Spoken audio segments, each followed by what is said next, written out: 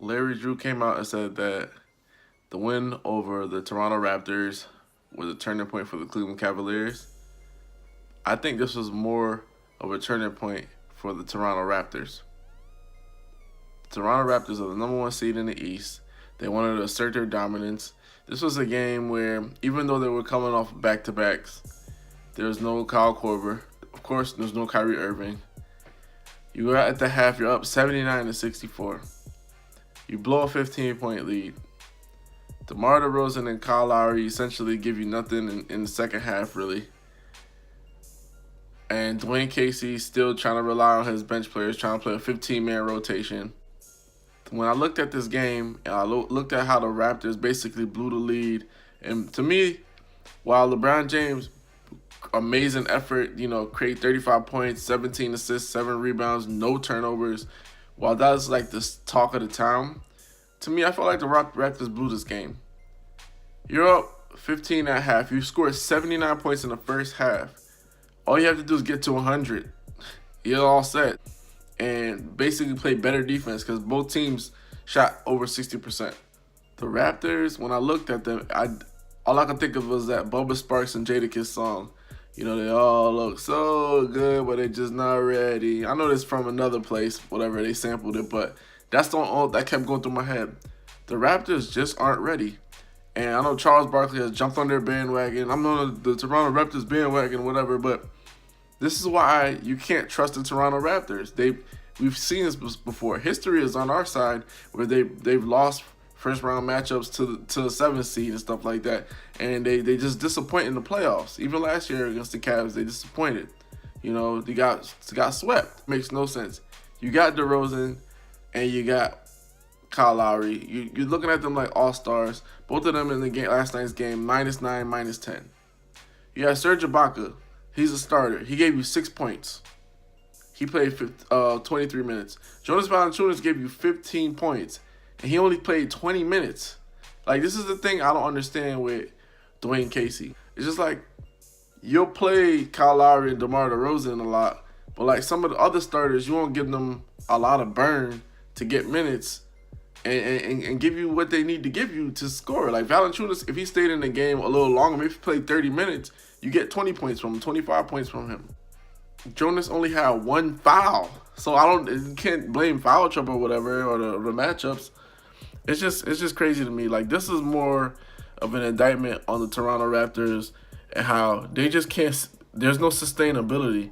Nobody has an answer for LeBron James on the East, but at least have an answer for your own offense. At least be accountable for maintaining leads. At least do the things that you're supposed to do to win games, and they just collapse. It's annoying as hell to watch them. And this is the first time in a long time I watched a Raptors game because it's like they're like Dr. Jekyll and Mr. Hyde. You don't know what you're gonna get with them, but you do know this: they will blow a lead or they'll go up big and they'll let a team back in it. And with that win, what the Cleveland Cavaliers did is they took a little bit of their soul because it's like, hey man, we got a lot of injuries. Our head coach isn't there. So not only, think about this, not only were you outplayed, you were outcoached. And Tyronn Lue ain't even there by assistant coach. A lot of people can say, well, LeBron James went off and he did his thing, but if you think about it, the way they played the game, George Hill getting 22 points, 10 for 11, Kevin Love giving you what he gave you, the bench players and stuff like that, Jose Calderon give you good minutes and stuff like that. You were outplayed and you were outcoached. And you can't have both. You can't have both, especially when you have a deeper roster. So to me, this is more of an issue with the Raptors. I dig what the Cavs did, and I respect it. I love what LeBron did. Crazy numbers, crazy stat line. First player to ever do that. But this is just pitiful for the Raptors. Like, this is why people can't trust them. This is why. They just can't. There's no sustainability. And I don't know what it is. I don't know if it's something with their 2 stars. I don't know if it's something with the roster makeup in terms of how Dwayne Casey plays them. Because you can't, for example, like Serge Ibaka has 6 points. You can't play him more minutes than you do Valanciunas, who had 15. If somebody's not going, you got to take him out of the game, put somebody who is going. To me, it wasn't an issue of them having problems really stopping LeBron and stuff like that. You're not gonna stop LeBron, but you can't just stop yourself from scoring. Like I don't get it. You know, Cavs did turn up their defense, but the Raptors still shot 50% from the field. So how do you shoot 54% from the field, 44% from three, and you lose that game? 87% from the free throw line. You're not supposed to lose that game.